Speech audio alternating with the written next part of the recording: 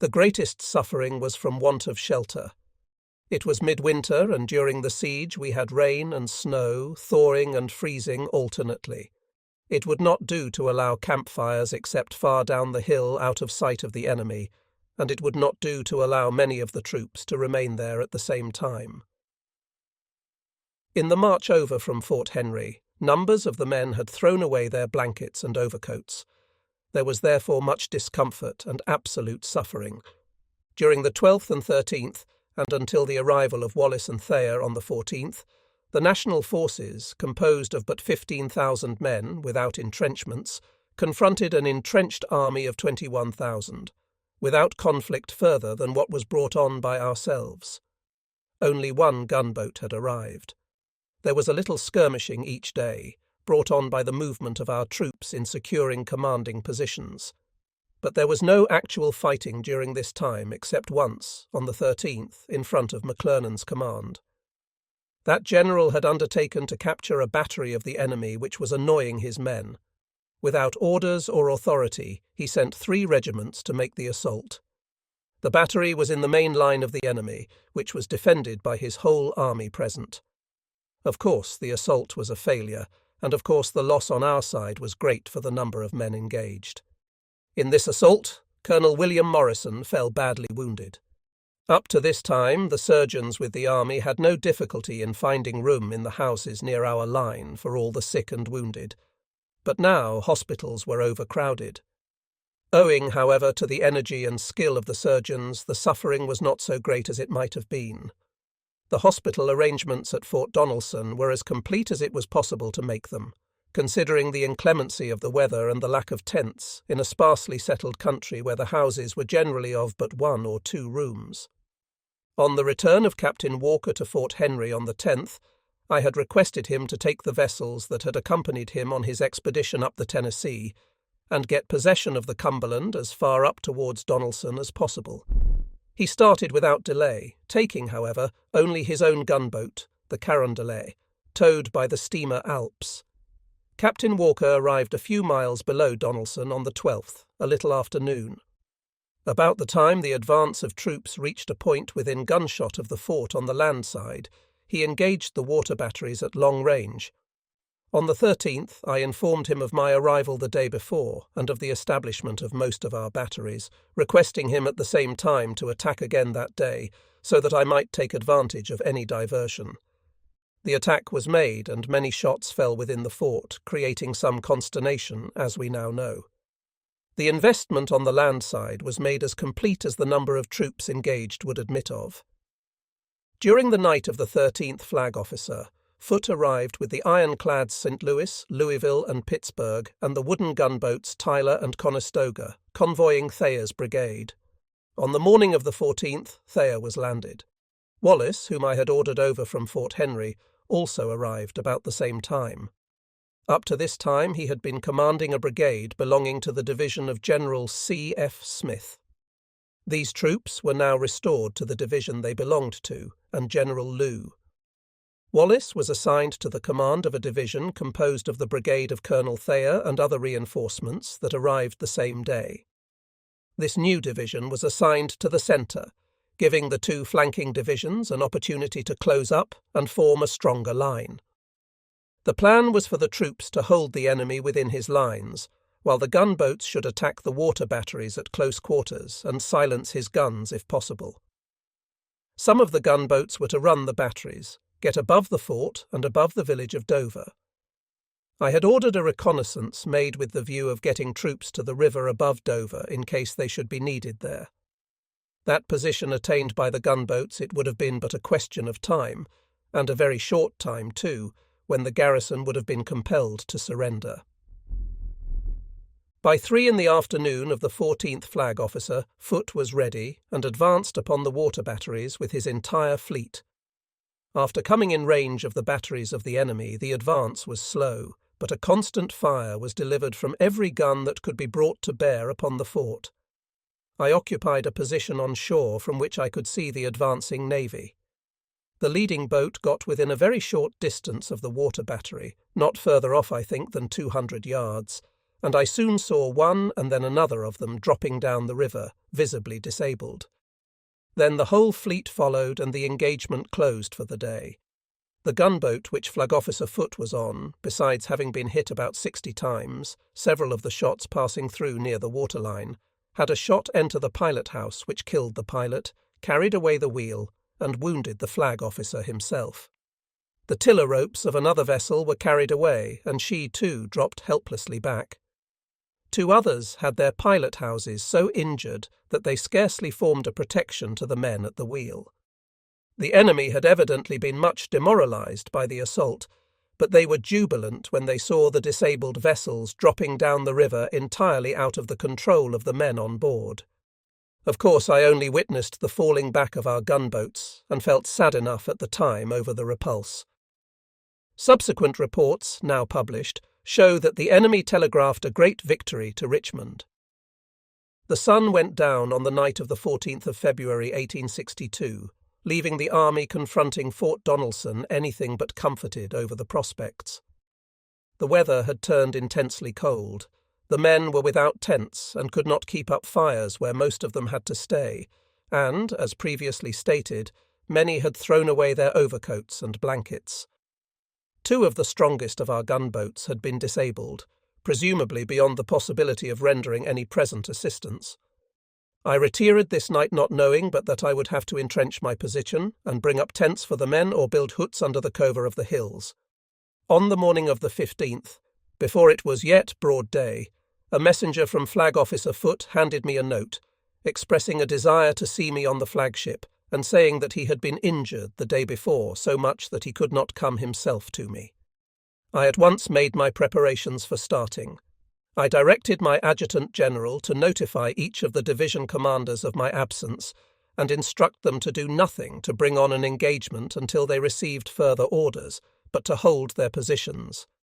From the heavy rains that had fallen for days and weeks preceding, and from the constant use of the roads between the troops and the landing 4 to 7 miles below, these roads had become cut up so as to be hardly passable. The intense cold of the night of the 14th-15th had frozen the ground solid. This made travel on horseback even slower than through the mud, but I went as fast as the roads would allow. When I reached the fleet, I found the flagship was anchored out in the stream. A small boat, however, awaited my arrival, and I was soon on board with the flag officer. He explained to me in short the condition in which he was left by the engagement of the evening before and suggested that I should entrench while he returned to Mound City with his disabled boats, expressing at the time the belief that he could have the necessary repairs made and be back in 10 days. I saw the absolute necessity of his gunboats going into hospital and did not know but I should be forced to the alternative of going through a siege. But the enemy relieved me from this necessity. When I left the national line to visit Flag Officer Foote, I had no idea that there would be any engagement on land unless I brought it on myself. The conditions for battle were much more favourable to us than they had been for the first 2 days of the investment. From the 12th to the 14th, we had but 15,000 men of all arms and no gunboats. Now we had been reinforced by a fleet of 6 naval vessels, a large division of troops under General Wallace, and 2,500 men brought over from Fort Henry belonging to the division of C.F. Smith. The enemy, however, had taken the initiative.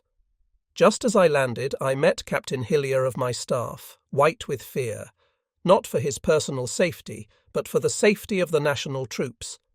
He said the enemy had come out of his lines in full force and attacked and scattered McClernand's division, which was in full retreat. The roads, as I have said, were unfit for making fast time, but I got to my command as soon as possible. The attack had been made on the national right. I was some 4 or 5 miles north of our left. The line was about 3 miles long.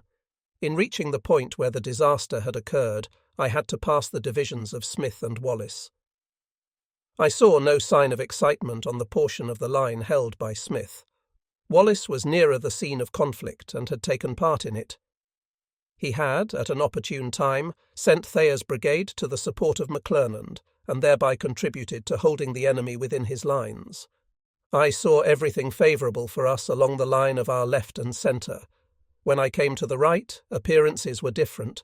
The enemy had come out in full force to cut his way out and make his escape. McClernand's division had to bear the brunt of the attack from this combined force. His men had stood up gallantly until the ammunition in their cartridge boxes gave out. There was an abundance of ammunition nearby lying on the ground in boxes. But at that stage of the war it was not all of our commanders of regiments, brigades, or even divisions who had been educated up to the point of seeing that their men were constantly supplied with ammunition during an engagement. When the men found themselves without ammunition, they could not stand up against troops who seemed to have plenty of it. The division broke and a portion fled, but most of the men, as they were not pursued, only fell back out of range of the fire of the enemy. It must have been about this time that Thayer pushed his brigade in between the enemy and those of our troops that were without ammunition. At all events, the enemy fell back within his entrenchments and was there when I got on the field. I saw the men standing in knots talking in the most excited manner. No officer seemed to be giving any directions. The soldiers had their muskets, but no ammunition, while there were tons of it close at hand. I heard some of the men say that the enemy had come out with knapsacks and haversacks filled with rations. They seemed to think this indicated a determination on his part to stay out and fight just as long as the provisions held out. I turned to Colonel J.D. Webster of my staff, who was with me, and said, "Some of our men are pretty badly demoralized, but the enemy must be more so, for he has attempted to force his way out, but has fallen back. The one who attacks first now will be victorious, and the enemy will have to be in a hurry if he gets ahead of me." I determined to make the assault at once on our left. It was clear to my mind that the enemy had started to march out with his entire force, except a few pickets, and if our attack could be made on the left before the enemy could redistribute his forces along the line, we would find but little opposition except from the intervening abattis. I directed Colonel Webster to ride with me and call out to the men as we passed. "Fill your cartridge boxes quick and get into line. The enemy is trying to escape, and he must not be permitted to do so." This acted like a charm. The men only wanted someone to give them a command. We rode rapidly to Smith's quarters, when I explained the situation to him and directed him to charge the enemy's works in his front with his whole division, saying at the same time that he would find nothing but a very thin line to contend with. The general was off in an incredibly short time, going in advance himself to keep his men from firing while they were working their way through the abattis intervening between them and the enemy. The outer line of rifle pits was passed, and the night of the 15th General Smith, with much of his division, bivouacked within the lines of the enemy. There was now no doubt but that the Confederates must surrender or be captured the next day. There seems from subsequent accounts to have been much consternation, particularly among the officers of high rank, in Dover during the night of the 15th. General Floyd, the commanding officer, who was a man of talent enough for any civil position, was no soldier and possibly did not possess the elements of one. He was further unfitted for command, for the reason that his conscience must have troubled him and made him afraid. As Secretary of War, he had taken a solemn oath to maintain the Constitution of the United States and to uphold the same against all its enemies. He had betrayed that trust. As Secretary of War, he was reported through the northern press to have scattered the little army the country had, so that the most of it could be picked up in detail when secession occurred. About a year before leaving the cabinet, he had removed arms from northern to southern arsenals. He continued in the cabinet of President Buchanan until about the 1st of January 1861, while he was working vigilantly for the establishment of a confederacy made out of United States territory. Well, may he have been afraid to fall into the hands of national troops. He would no doubt have been tried for misappropriating public property, if not for treason, had he been captured. General Pillow, next in command, was conceited, and prided himself much on his services in the Mexican War. He telegraphed to General Johnston at Nashville, after our men were within the rebel rifle pits, and almost on the eve of his making his escape, that the Southern troops had had great success all day. Johnston forwarded the dispatch to Richmond. While the authorities at the capital were reading it, Floyd and Pillow were fugitives, A council of war was held by the enemy at which all agreed that it would be impossible to hold out longer. General Buckner, who was third in rank in the garrison but much the most capable soldier, seems to have regarded it a duty to hold the fort until the general commanding the department, A.S. Johnston, should get back to his headquarters at Nashville. Buckner's report shows, however, that he considered Donelson lost and that any attempt to hold the place longer would be at the sacrifice of the command. Being assured that Johnston was already in Nashville, Buckner too agreed that surrender was the proper thing. Floyd turned over the command to Pillow, who declined it. It then devolved upon Buckner, who accepted the responsibility of the position. Floyd and Pillow took possession of all the river transports at Dover, and before morning both were on their way to Nashville, with the brigade formerly commanded by Floyd and some other troops, in all about 3,000. Some marched up the east bank of the Cumberland, others went on the steamers. During the night, Forrest also, with his cavalry and some other troops, about 1,000 in all, made their way out, passing between our right and the river. They had to ford or swim over the backwater in the little creek just south of Dover. Before daylight, General Smith brought to me the following letter from General Buckner. Sir, in consideration of all the circumstances governing the present situation of affairs at this station, I propose to the commanding officer of the Federal forces the appointment of commissioners to agree upon terms of capitulation of the forces and fort under my command, and in that view suggest an armistice until 12 o'clock today. I am, sir, very respectfully, your Obetsevt, S.B. Buckner, Brig, General C.S.A., to Brigadier General U.S. Grant, commanding U.S. forces near Fort Donelson. Headquarters Army in the Field, Camp near Donelson, February 16, 1862. General S.B. Buckner, Confederate Army. Sir, yours of this date, proposing armistice and appointment of commissioners to settle terms of capitulation, is just received. No terms except an unconditional and immediate surrender can be accepted. I propose to move immediately upon your works. I am, sir, very respectfully, your Obetsevt, U.S. Grant, Brig, General Headquarters, Dover, Tennessee, February 16, 1862. To Brig, General U.S. Grant, U.S. Army. Sir, the distribution of the forces under my command, incident to an unexpected change of commanders, and the overwhelming force under your command, compel me, notwithstanding the brilliant success of the Confederate arms yesterday, to accept the ungenerous and unchivalrous terms which you propose.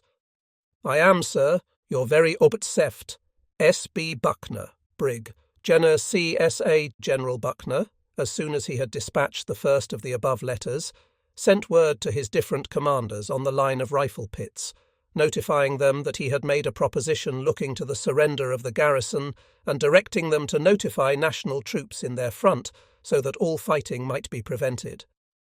White flags were stuck at intervals along the line of rifle pits, but none over the fort. As soon as the last letter from Buckner was received, I mounted my horse and rode to Dover. General Wallace, I found, had preceded me an hour or more. I presume that seeing white flags exposed in his front, he rode up to see what they meant, and, not being fired upon or halted, he kept on until he found himself at the headquarters of General Buckner.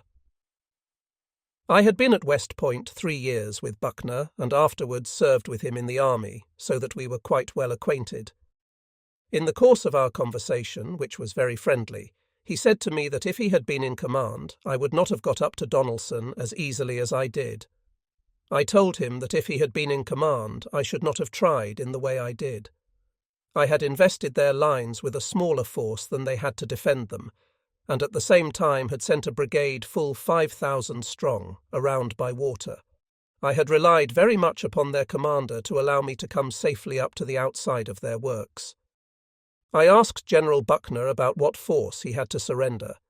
He replied that he could not tell with any degree of accuracy, that all the sick and weak had been sent to Nashville while we were about Fort Henry, that Floyd and Pillow had left during the night, taking many men with them, and that Forrest, and probably others, had also escaped during the preceding night. The number of casualties he could not tell, but he said I would not find fewer than 12,000, nor more than 15,000.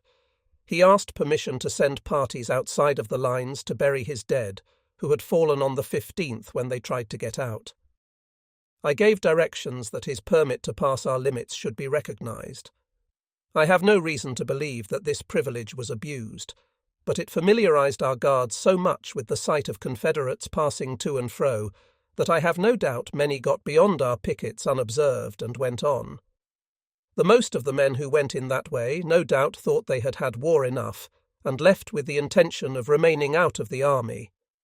Some came to me and asked permission to go, saying that they were tired of the war and would not be caught in the ranks again, and I bade them go.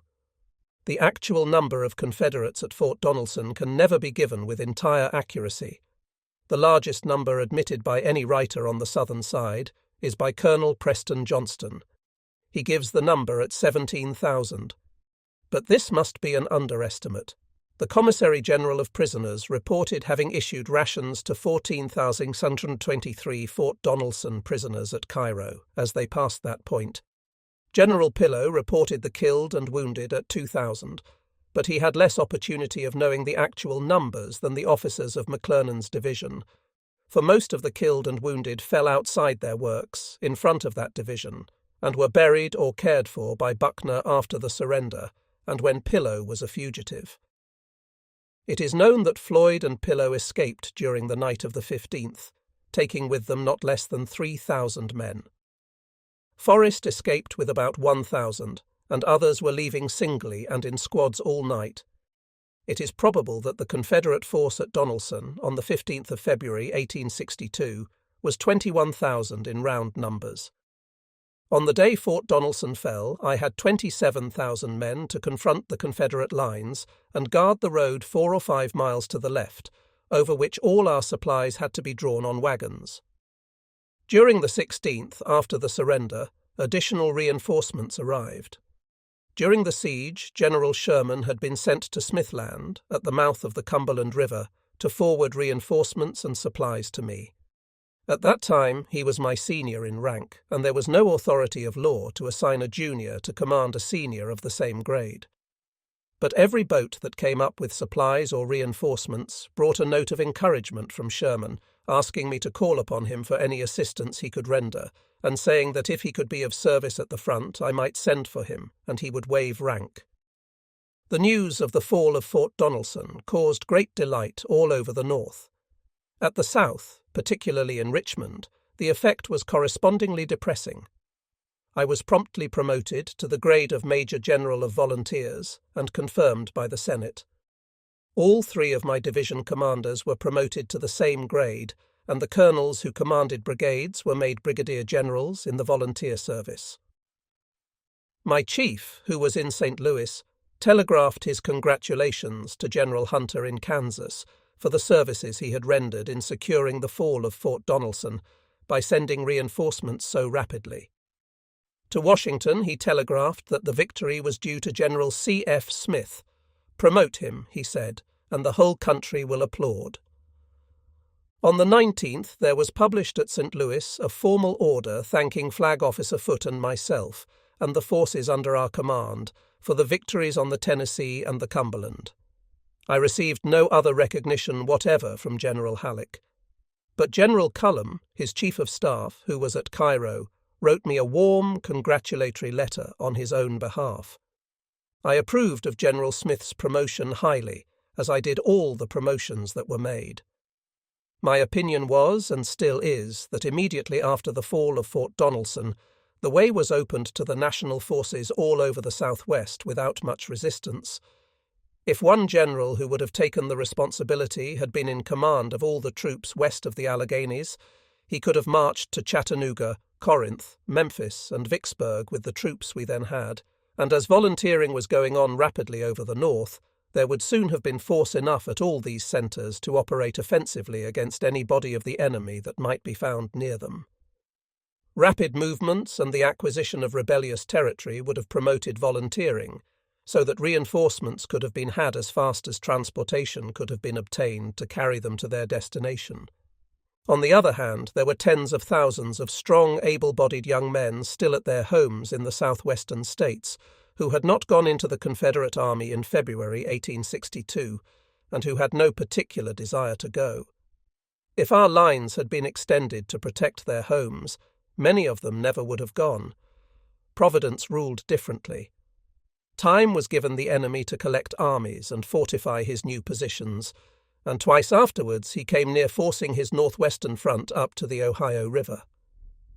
I promptly informed the department commander of our success at Fort Donelson, and that the way was open now to Clarksville and Nashville, and that unless I received orders to the contrary, I should take Clarksville on the 21st and Nashville about the 1st of March. Both these places are on the Cumberland River above Fort Donelson. As I heard nothing from headquarters on the subject, General C.F. Smith was sent to Clarksville at the time designated and found the place evacuated. The capture of Forts Henry and Donelson had broken the line the enemy had taken from Columbus to Bowling Green, and it was known that he was falling back from the eastern point of this line, and that Buell was following, or at least advancing. I should have sent troops to Nashville at the time I sent to Clarksville, but my transportation was limited, and there were many prisoners to be forwarded north. None of the reinforcements from Buell's army arrived until the 24th of February. Then General Nelson came up, with orders to report to me with 2 brigades, he having sent 1 brigade to Cairo. I knew General Buell was advancing on Nashville from the north, and I was advised by scouts that the rebels were leaving that place and trying to get out all the supplies they could. Nashville was, at that time, one of the best provisioned posts in the South. I had no use for reinforcements now, and thinking Buell would like to have his troops again, I ordered Nelson to proceed to Nashville without debarking at Fort Donelson. I sent a gunboat also as a convoy. The Cumberland River was very high at the time. The railroad bridge at Nashville had been burned, and all river craft had been destroyed, or would be before the enemy left. Nashville is on the west bank of the Cumberland, and Buell was approaching from the east. I thought the steamers carrying Nelson's division would be useful in ferrying the balance of Buell's forces across. I ordered Nelson to put himself in communication with Buell as soon as possible, and if he found him more than 2 days off from Nashville, to return below the city and await orders. Buell, however, had already arrived in person at Edgefield, opposite Nashville, and Mitchell's division of his command reached there the same day. Nelson immediately took possession of the city. After Nelson had gone, and before I had learned of Buell's arrival, I sent word to department headquarters that I should go to Nashville myself on the 28th if I received no orders to the contrary. Hearing nothing, I went as I had informed my superior officer I would do. On arriving at Clarksville, I saw a fleet of steamers at the shore, the same that had taken Nelson's division, and troops going aboard. I landed and called on the commanding officer, General C.F. Smith. As soon as he saw me, he showed an order he had just received from Buell in these words: Nashville, February 25th, 1862. General C.F. Smith, commanding U.S. Forces, Clarksville. General, the landing of a portion of our troops, contrary to my intentions, on the south side of the river has compelled me to hold this side at every hazard. If the enemy should assume the offensive, and I am assured by reliable persons that in view of my position such is his intention, my force present is altogether inadequate, consisting of only 15,000 men. I have to request you, therefore, to come forward with all the available force under your command. So important do I consider the occasion that I think it necessary to give this communication all the force of orders, and I send 4 boats, the Diana, Woodford, John Rain, and Autocrat, to bring you up. In 5 or 6 days my force will probably be sufficient to relieve you. Very respectfully, D.C. Buell, Brigadier General Commanding. P.S. The steamers will leave here at 12 o'clock tonight. General Smith said this order was nonsense, but I told him it was better to obey it. The general replied, "Of course I must obey," and said his men were embarking as fast as they could. I went on up to Nashville and inspected the position taken by Nelson's troops. I did not see Buell during the day, and wrote him a note saying that I had been in Nashville since early morning and had hoped to meet him. On my return to the boat we met. His troops were still east of the river, and the steamers that had carried Nelson's division up were mostly at Clarksville to bring Smith's division. I said to General Buell my information was that the enemy was retreating as fast as possible. General Buell said there was fighting going on then only 10 or 12 miles away. I said, quite probably. Nashville contained valuable stores of arms, ammunition, and provisions, and the enemy is probably trying to carry away all he can. The fighting is doubtless with the rear guard, who are trying to protect the trains they are getting away with. Buell spoke very positively of the danger Nashville was in of an attack from the enemy. I said, in the absence of positive information, I believed my information was correct. He responded that he knew.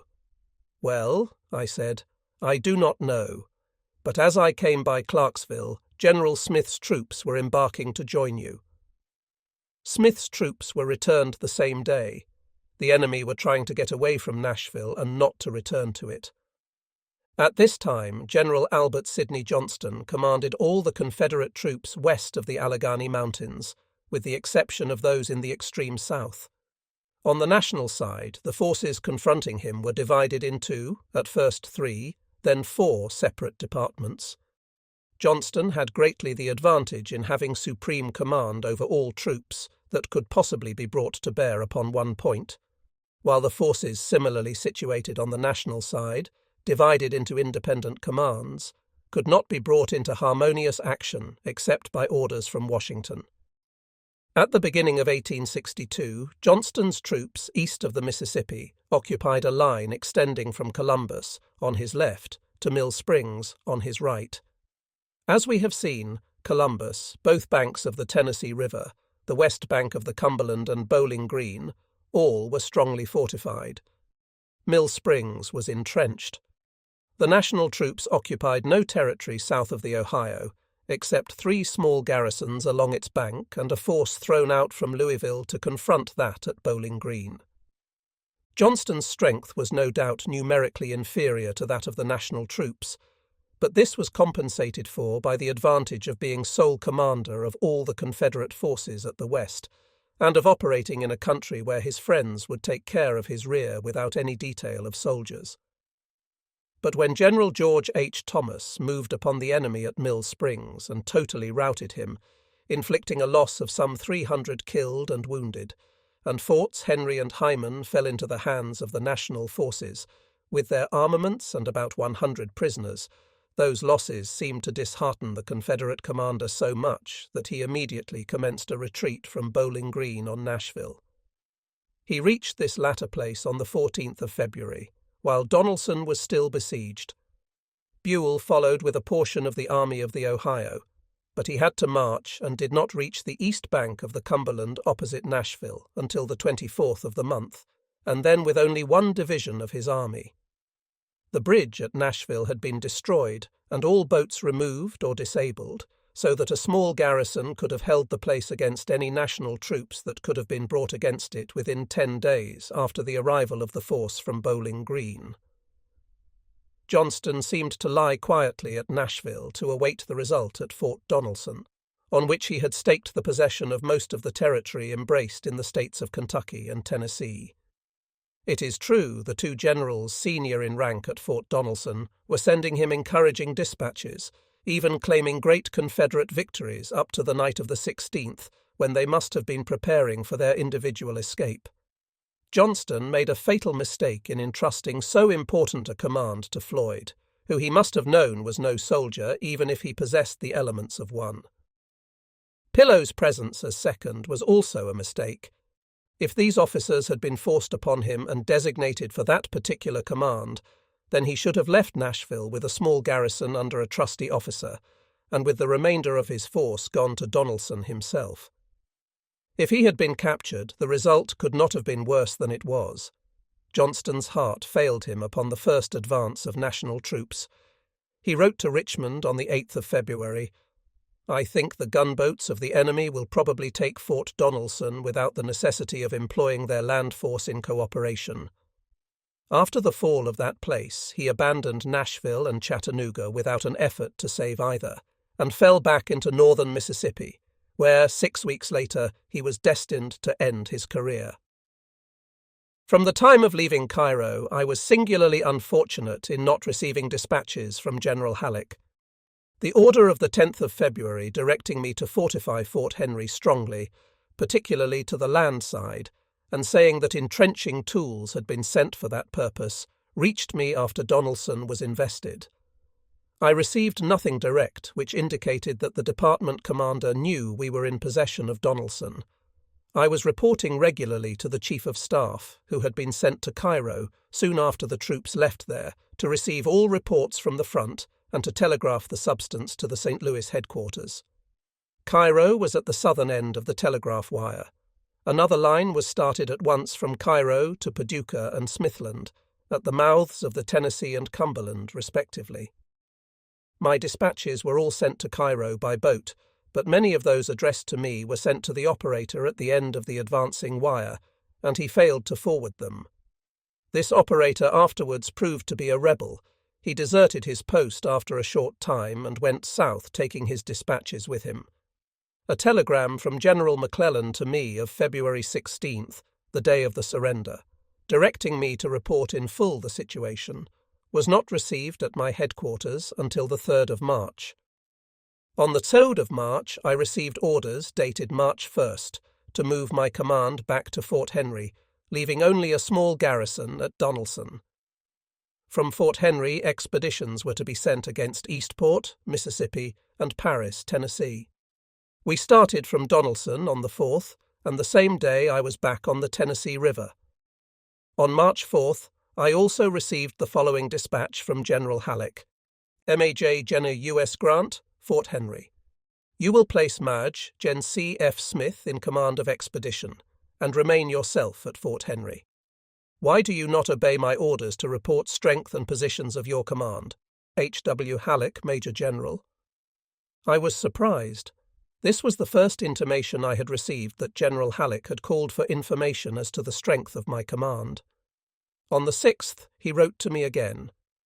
You're going to Nashville without authority, and when your presence with your troops was of the utmost importance, was a matter of very serious complaint at Washington, so much so that I was advised to arrest you on your return. This was the first I knew of his objecting to my going to Nashville. That place was not beyond the limits of my command, which, it had been expressly declared in orders, were not defined. Nashville is west of the Cumberland River, and I had sent troops that had reported to me for duty to occupy the place. I turned over the command as directed, and then replied to General Halleck courteously, but asked to be relieved from further duty under him. Later I learned that General Halleck had been calling lustily for more troops, promising that he would do something important if he could only be sufficiently reinforced. McClellan asked him what force he then had. Halleck telegraphed me to supply the information so far as my command was concerned, but I received none of his dispatches. At last Halleck reported to Washington that he had repeatedly ordered me to give the strength of my force, but could get nothing out of me, that I had gone to Nashville, beyond the limits of my command, without his authority, and that my army was more demoralized by victory than the army at Bull Run had been by defeat. General McClellan, on this information, ordered that I should be relieved from duty, and that an investigation should be made into any charges against me. He even authorized my arrest. Thus, in less than 2 weeks after the victory at Donelson, the two leading generals in the army were in correspondence as to what disposition should be made of me, and in less than 3 weeks I was virtually in arrest and without a command.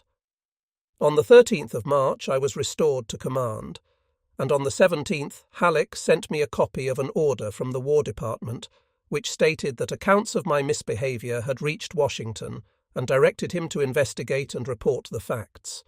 He forwarded also a copy of a detailed dispatch from himself to Washington entirely exonerating me. But he did not inform me that it was his own reports that had created all the trouble.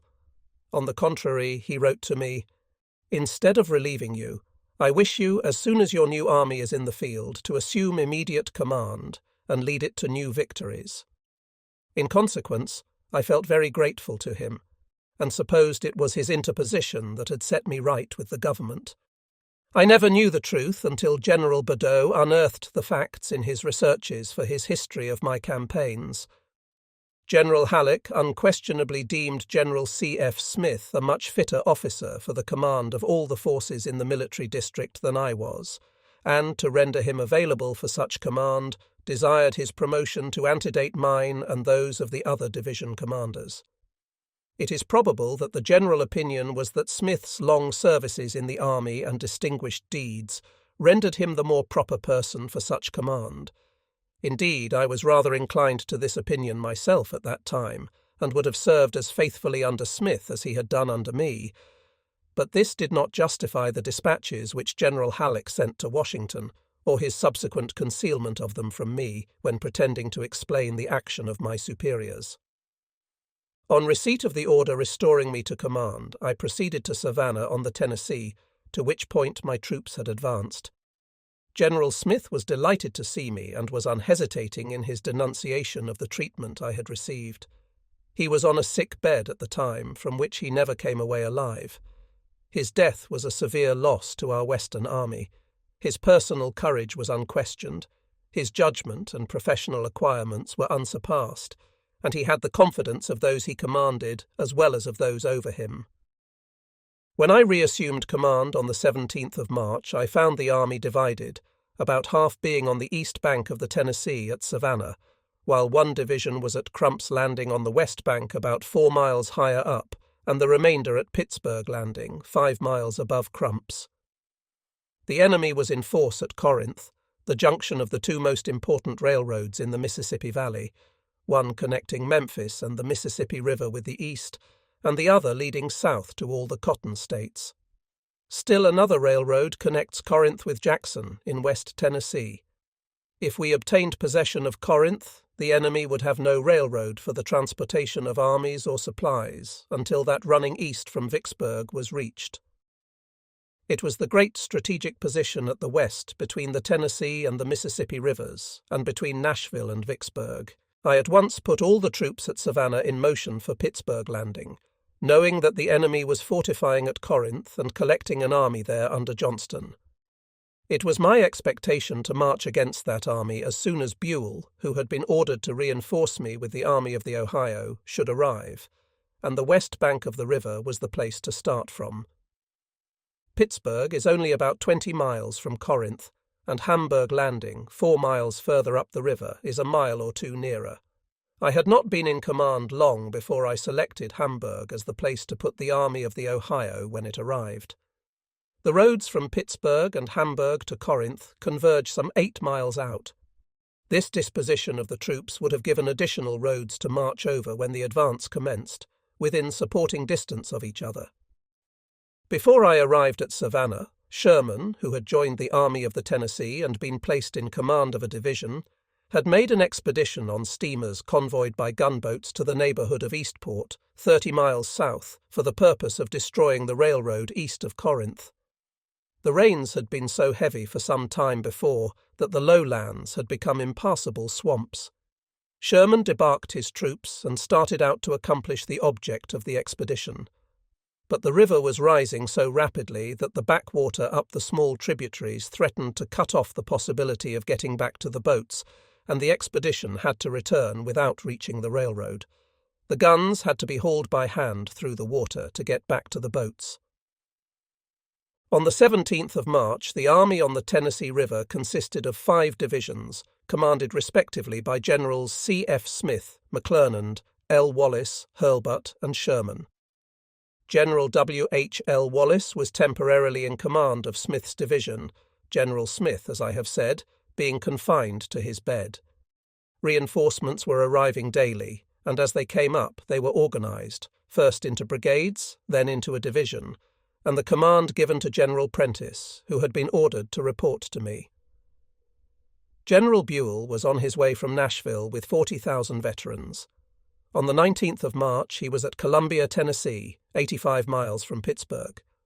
When all reinforcements should have arrived, I expected to take the initiative by marching on Corinth, and had no expectation of needing fortifications, though this subject was taken into consideration.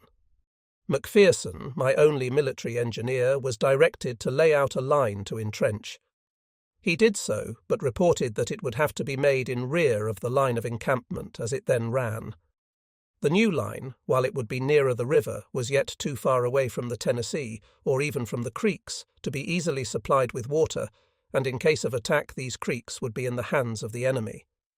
The fact is, I regarded the campaign we were engaged in as an offensive one, and had no idea that the enemy would leave strong entrenchments to take the initiative when he knew he would be attacked where he was if he remained. This view, however, did not prevent every precaution being taken and every effort made to keep advised of all movements of the enemy. Johnston's cavalry, meanwhile, had been well out towards our front, and occasional encounters occurred between it and our outposts. On the 1st of April, this cavalry became bold and approached our lines, showing that an advance of some kind was contemplated. On the 2nd, Johnston left Corinth in force to attack my army. On the 4th, his cavalry dashed down and captured a small picket guard of 6 or 7 men, stationed some 5 miles out from Pittsburgh on the Corinth road.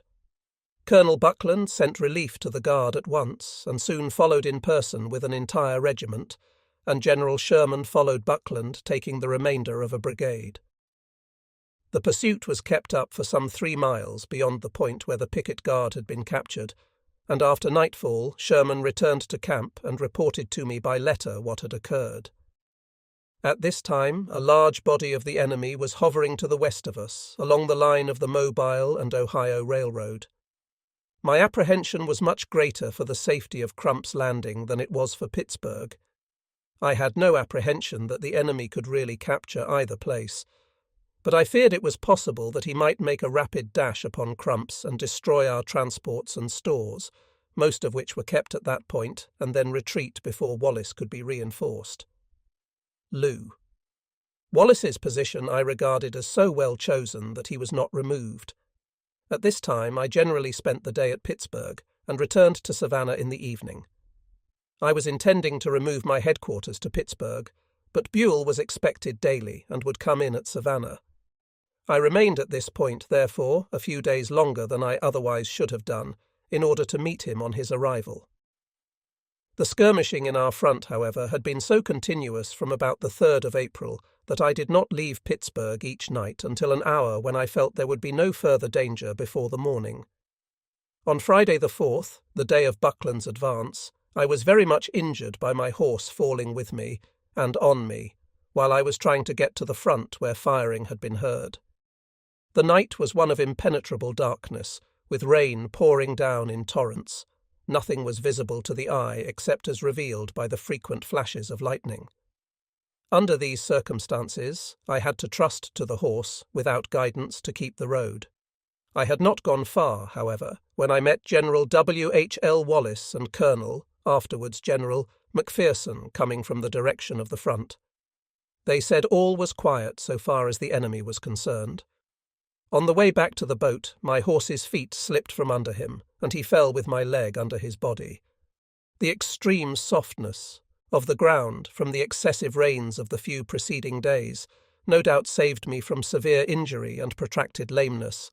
As it was, my ankle was very much injured, so much so that my boot had to be cut off. For 2 or 3 days after I was unable to walk except with crutches. On the 5th, General Nelson, with a division of Buell's army, arrived at Savannah, and I ordered him to move up the east bank of the river, to be in a position where he could be ferried over to Crump's Landing or Pittsburgh as occasion required. I had learned that General Buell himself would be at Savannah the next day, and desired to meet me on his arrival. Affairs at Pittsburgh Landing had been such for several days that I did not want to be away during the day. I determined, therefore, to take a very early breakfast and ride out to meet Buell, and thus save time. He had arrived on the evening of the 5th, but had not advised me of the fact, and I was not aware of it until some time after. While I was at breakfast, however, heavy firing was heard in the direction of Pittsburgh Landing, and I hastened there, sending a hurried note to Buell informing him of the reason why I could not meet him at Savannah. On the way up the river, I directed the dispatch boat to run in close to Crump's Landing, so that I could communicate with General Lou. Wallace. I found him waiting on a boat, apparently expecting to see me, and I directed him to get his troops in line ready to execute any orders he might receive. He replied that his troops were already under arms and prepared to move. Up to that time, I had felt by no means certain that Crump's Landing might not be the point of attack. On reaching the front, however, about 8 a.m., I found that the attack on Pittsburgh was unmistakable, and that nothing more than a small guard to protect our transports and stores was needed at Crump's. Captain Baxter, a quartermaster on my staff, was accordingly directed to go back and order General Wallace to march immediately to Pittsburgh by the road nearest the river. Captain Baxter made a memorandum of this order. About 1 p.m., not hearing from Wallace and being much in need of reinforcements, I sent 2 more of my staff, Colonel Macpherson and Captain Rowley, to bring him up with his division. They reported finding him marching towards Purdy, Bethel, or some point west from the river and farther from Pittsburgh by several miles than when he started. The road from his first position to Pittsburgh Landing was direct and near the river. Between the 2 points, a bridge had been built across Snake Creek by our troops, at which Wallace's command had assisted, expressly to enable the troops at the 2 places to support each other in case of need. Wallace did not arrive in time to take part in the first day's fight. General Wallace has since claimed that the order delivered to him by Captain Baxter was simply to join the right of the army, and that the road over which he marched would have taken him to the road from Pittsburgh to Purdy, where it crosses Owl Creek on the right of Sherman. But this is not where I had ordered him, nor where I wanted him to go. I never could see, and do not now see, why any order was necessary further than to direct him to come to Pittsburgh Landing, without specifying by what route. His was one of 3 veteran divisions that had been in battle, and its absence was severely felt. Later in the war, General Wallace would not have made the mistake that he committed on the 6th of April, 1862. I presume his idea was that by taking the route he did, he would be able to come around on the flank or rear of the enemy, and thus perform an act of heroism that would redound to the credit of his command, as well as to the benefit of his country. Some 2 or 3 miles from Pittsburgh Landing was a log meeting house called Shiloh. It stood on the ridge which divides the waters of Snake and Lick Creeks, the former emptying into the Tennessee just north of Pittsburgh Landing and the latter south. This point was the key to our position and was held by Sherman. His division was at that time wholly raw, no part of it ever having been in an engagement, but I thought this deficiency was more than made up by the superiority of the commander. McClernand was on Sherman's left, with troops that had been engaged at Forts Henry and Donelson, and were therefore veterans so far as Western troops had become such at that stage of the war. Next to McClernand came Prentiss with a raw division, and on the extreme left, Stewart with 1 brigade of Sherman's division. Hurlbut was in rear of Prentiss, massed and in reserve at the time of the onset. The division of General C.F. Smith was on the right, also in reserve. General Smith was still sick in bed at Savannah, but within hearing of our guns. His services would no doubt have been of inestimable value had his health permitted his presence. The command of his division devolved upon Brigadier General W. H. L. Wallace, a most estimable and able officer, a veteran too, for he had served a year in the Mexican War and had been with his command at Henry and Donelson. Wallace was mortally wounded in the first day's engagement, and with the change of commanders thus necessarily effected in the heat of battle, the efficiency of his division was much weakened. The position of our troops made a continuous line from Lick Creek on the left to Owl Creek, a branch of Snake Creek, on the right, facing nearly south and possibly a little west. The water in all these streams was very high at the time and contributed to protect our flanks. The enemy was compelled, therefore, to attack directly in front. This he did with great vigour, inflicting heavy losses on the national side, but suffering much heavier on his own. The Confederate assaults were made with such a disregard of losses on their own side that our line of tents soon fell into their hands. The ground on which the battle was fought was undulating, heavily timbered with scattered clearings, the woods giving some protection to the troops on both sides. There was also considerable underbrush. A number of attempts were made by the enemy to turn our right flank, where Sherman was posted, but every effort was repulsed with heavy loss. But the front attack was kept up so vigorously that, to prevent the success of these attempts to get on our flanks, the National troops were compelled several times to take positions to the rear nearer Pittsburgh Landing. When the firing ceased at night, the National line was all of a mile in rear of the position it had occupied in the morning. In one of the backward moves, on the 6th, the division commanded by General Prentiss did not fall back with the others. This left his flanks exposed and enabled the enemy to capture him with about 2,200 of his officers and men. General Badeau gives 4 o'clock of the 6th as about the time this capture took place. He may be right as to the time, but my recollection is that the hour was later. General Prentiss himself gave the hour as 5:30. I was with him, as I was with each of the division commanders that day several times, and my recollection is that the last time I was with him was about 4:30, when his division was standing up firmly, and the general was as cool as if expecting victory. But no matter whether it was 4 or later, the story that he and his command were surprised and captured in their camps is without any foundation whatever. If it had been true, as currently reported at the time and yet believed by thousands of people, that Prentiss and his division had been captured in their beds, there would not have been an all-day struggle, with the loss of thousands killed and wounded on the Confederate side. With the single exception of a few minutes after the capture of Prentiss, a continuous and unbroken line was maintained all day from Snake Creek or its tributaries on the right to Lick Creek or the Tennessee on the left above Pittsburgh. There was no hour during the day when there was not heavy firing and generally hard fighting at some point on the line, but seldom at all points at the same time. It was a case of Southern dash against Northern pluck and endurance. 3 of the 5 divisions engaged on Sunday were entirely raw, and many of the men had only received their arms on the way from their states to the field. Many of them had arrived but a day or 2 before, and were hardly able to load their muskets according to the manual. Their officers were equally ignorant of their duties. Under these circumstances, it is not astonishing that many of the regiments broke at the first fire. In 2 cases, as I now remember, colonels led their regiments from the field on first hearing the whistle of the enemy's bullets. In these cases, the colonels were constitutional cowards, unfit for any military position, but not so the officers and men led out of danger by them. Better troops never went upon a battlefield than many of these, officers and men afterwards proved themselves to be, who fled panic-stricken at the first whistle of bullets and shell at Shiloh.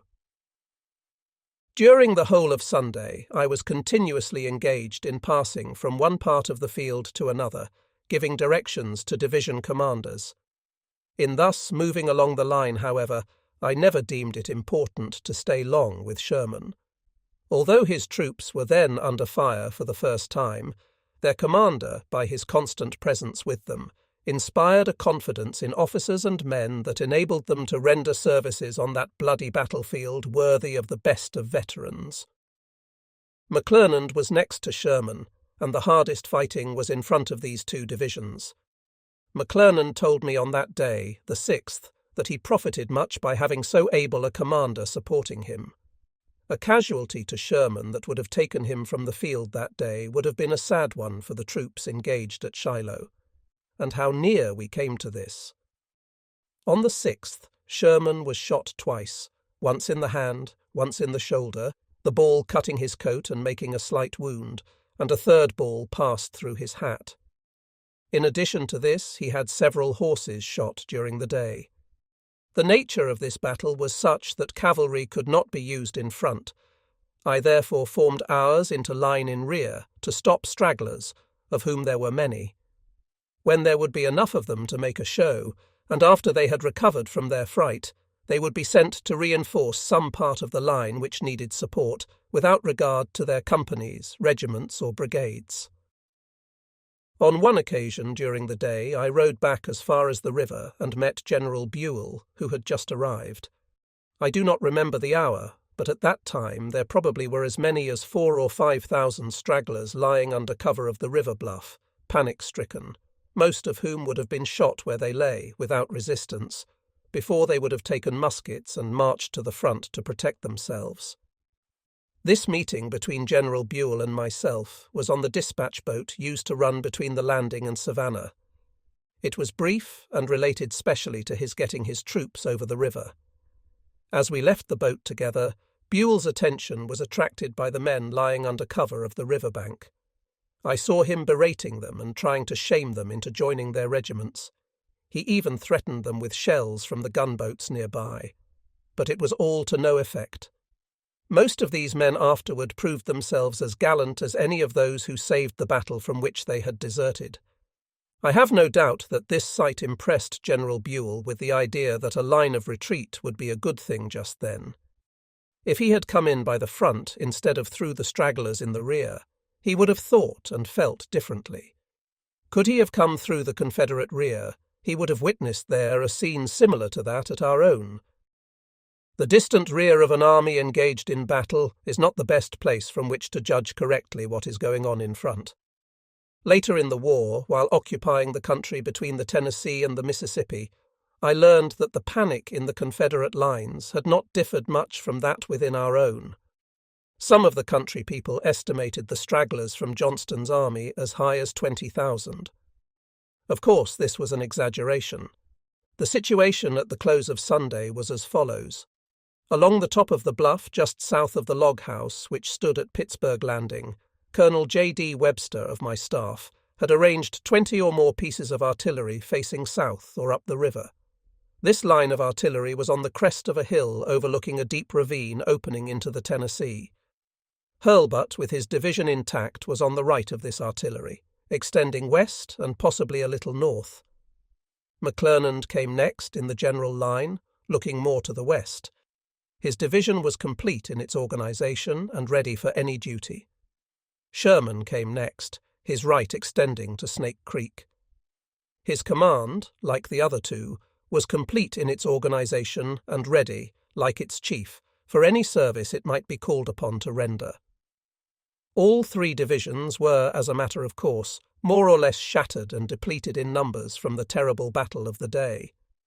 The division of W.H.L. Wallace, as much from the disorder arising from changes of division and brigade commanders under heavy fire as from any other cause, had lost its organization and did not occupy a place in the line as a division.